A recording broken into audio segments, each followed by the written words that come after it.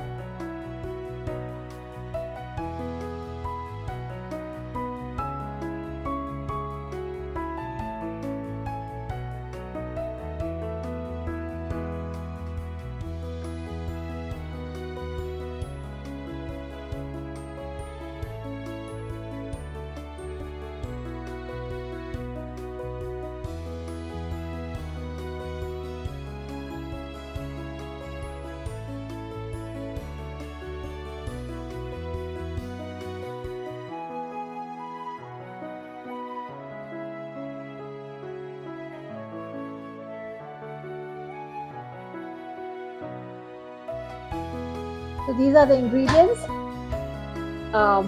Ridge gourd that's been sliced. Okay, some julienne carrots,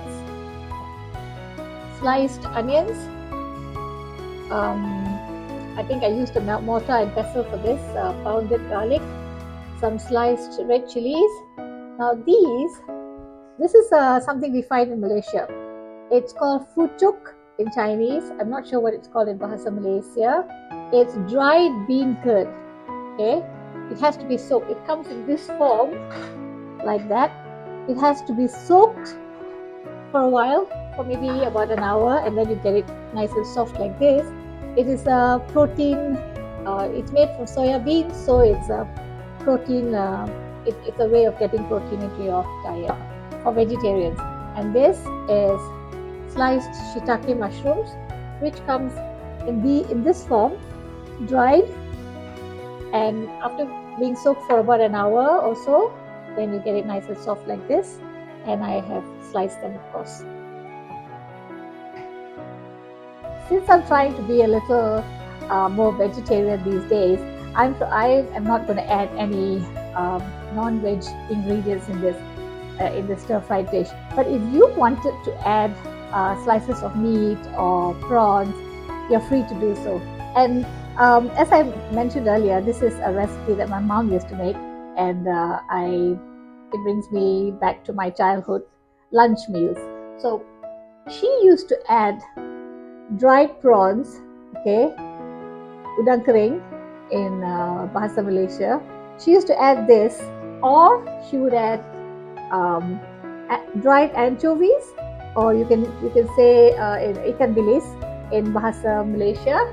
She used to add these two, or sometimes very often fresh prawns in her stir-fried vegetable dish. So it's up to you whether you want to make it purely vegetarian and use these as protein supplements, or you could add non-veg ingredients to make it to give it that extra kick. Any oil of your choice. I'm using groundnut oil today. Garlic.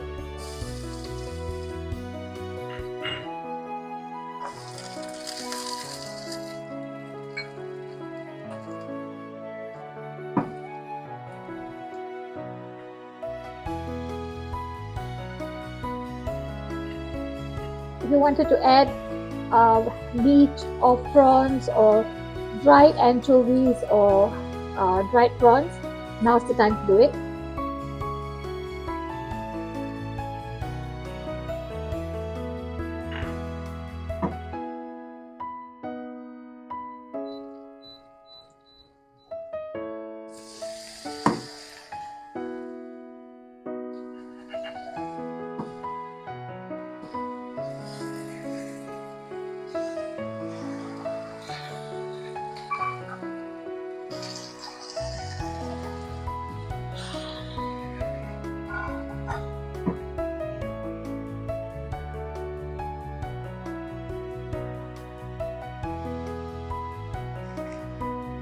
Salt, you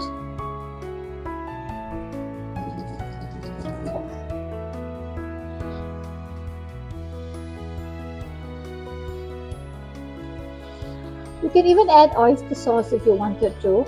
I'm not today, but you can. It's all up to you, and there's no real hard and fast rules in cooking. Anything goes actually, as long as it's compatible. Add a little bit of water. A little bit of water, and I'm going to close it.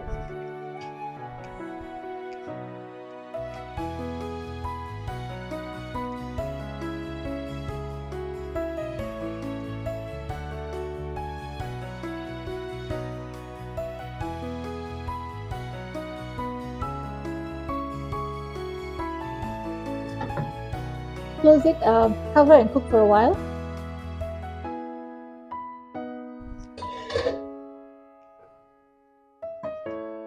White pepper, just a little bit if you wanted to.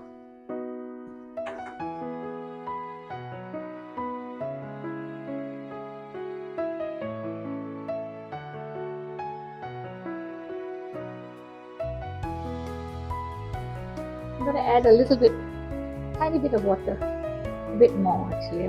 I like it a bit, a little bit with a little liquid in it, so that I can, put the liquid into my food. I like that. You can have it more dry if you wanted to. Okay, now I'm going to let it cook again.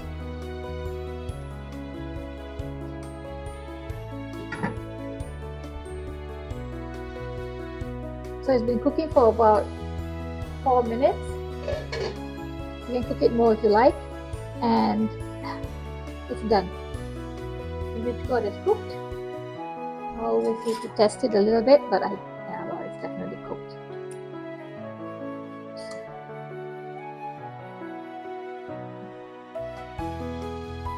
Okay, it's cooked. So now you can turn off the heat. So there you go, stir-fried Ridge Gourd. So thank you guys for joining me today in my kitchen while I recreated a childhood memory. I hope you liked it and enjoyed it as much as I did. So see you guys soon. Bye-bye.